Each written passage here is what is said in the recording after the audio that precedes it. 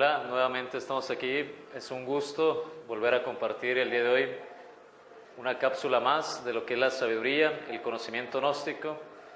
Y con mucho gusto queremos compartir algunos detalles sobre lo que es el despertar de la conciencia. Cuando hablamos de despertar la conciencia, nos referimos a que lamentablemente la mayor parte de la humanidad pues se nos duerme la conciencia o tenemos la conciencia adormecida de tal manera que nosotros, producto del estado de inconsciencia, se cometen accidentes, errores, los hombres se lanzan a la guerra los unos contra los otros, no se aprende a vivir el instante, se vive preocupado, no se disfruta el aquí y ahora y se cometen errores, no nos damos cuenta de las cosas que hacemos.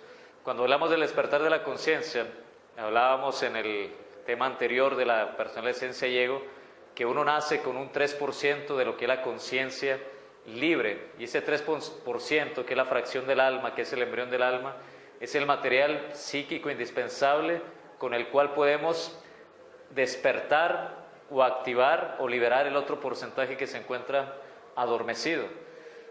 Todos los grandes maestros han hablado de la necesidad de que el ser humano despierte su conciencia para que aprenda a vivir de una manera más inteligente, de una manera más en armonía, de una manera más sabia su vida, que sea ese arquitecto de su propio destino.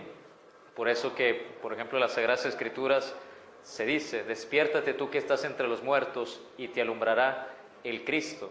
También por ahí el Maestro Jesús nos decía que había que estar vigilantes, alertas y vigilantes como el vigía en época de guerra.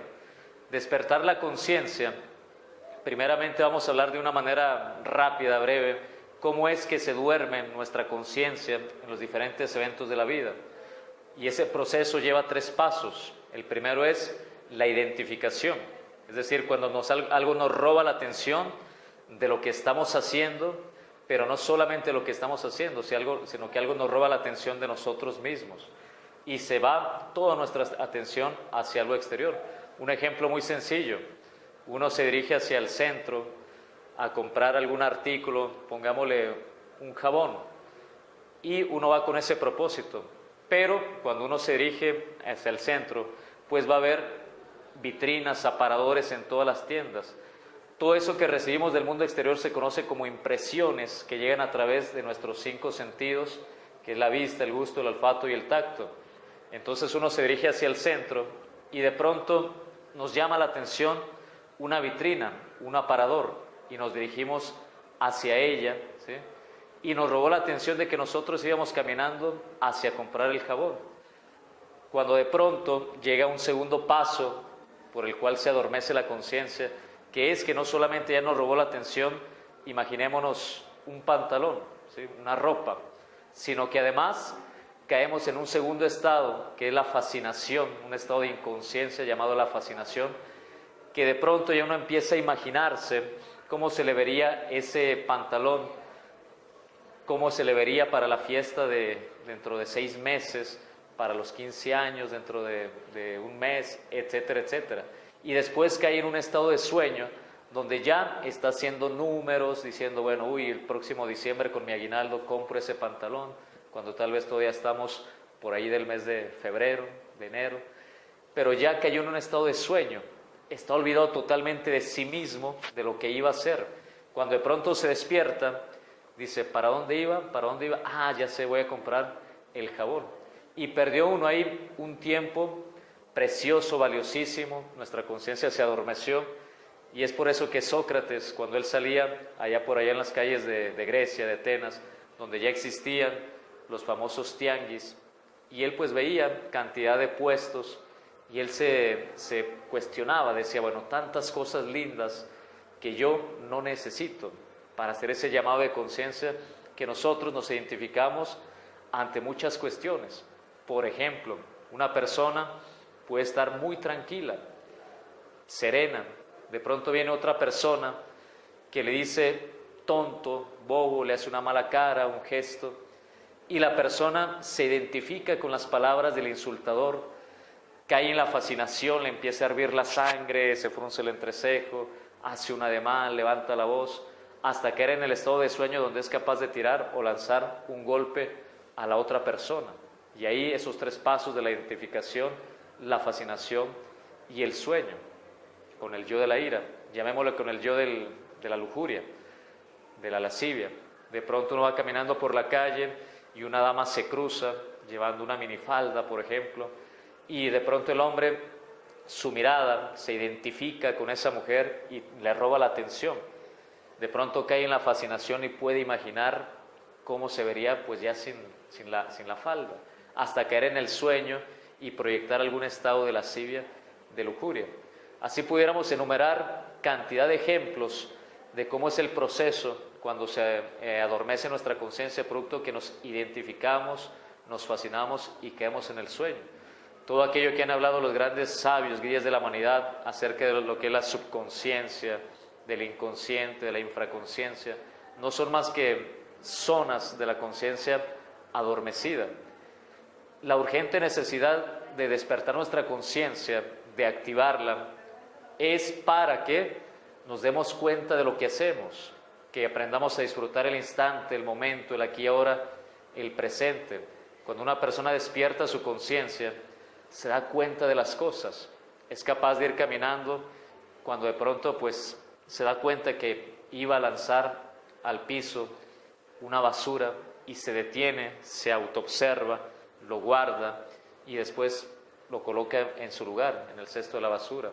Una persona que despierta su conciencia comete menos errores, errores tan sencillos que a veces, producto del estado de inconsciencia, cometemos en el diario vivir. Por ejemplo, cuando uno saca las llaves y las dejó por ahí en la mesa sin darse cuenta, de una manera inconsciente, y cuando de pronto recuerda y dice, busca mis llaves, ¿dónde dejé mis llaves? ¿Dónde están mis llaves?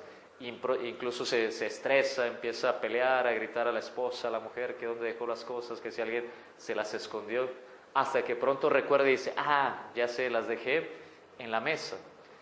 ¿Qué se sucedió en ese momento? Pues actuó de una manera inconsciente, ¿sí? Indican los sabios, los maestros, que si el ser humano logra despertar, aunque fuera un 5% de ese 100% de la conciencia, no habría necesidad de cárceles, de policías, de soldados, simplemente con un 5% de conciencia. Imagínense ustedes que nos ven, pues, ¿qué pasaría si el ser humano despertara un 20, un 30% de su conciencia? Pues el mundo sería diferente, la forma de ver la vida sería diferente, se conocería lo que es la filosofía de la momentaneidad. Quisiera dar un cuento que me gusta mucho cuando hablamos acerca de lo que es el despertar de la conciencia, de cómo nosotros no somos capaces de vivir el presente, el aquí y ahora, sino que a veces vivimos no solamente identificados con las cosas del mundo exterior, sino que también vivimos identificados con las cosas del mundo interior, es decir, con nuestros propios pensamientos, con nuestras propias proyecciones que el ego nos hace a través de la mente y a través de las cuales nosotros nos identificamos con esas cuestiones de la mente. Para finalizar, por ejemplo, un cuento, ¿sí? Que en una ocasión iban dos monjes budistas que habían hecho un voto de castidad absoluta, total, de no tocar ni mirar a una mujer.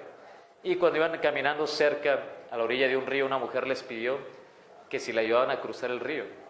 El monje le dijo que no. El otro, sin decir ni una palabra, la cargó, la echó al hombro y la cruzó al río. Y la dejó a la orilla del río. Después de 10 kilómetros que iban caminando los monjes, el monje que no quiso cargar a la mujer le dijo al otro, ¿por qué cargaste a la mujer? Rompiste con un voto de castidad que habíamos hecho de no tocar o mirar a una mujer.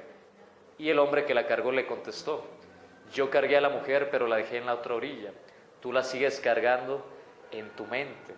Y así nos pasa a nosotros, que producto de ese estado de inconsciencia cargamos cantidad de problemas que no nos permiten vivir el presente. El monje que cargó a la mujer iba disfrutando el caminar, viviendo el presente. El otro iba gravitando en sus pensamientos, no iba viviendo el instante.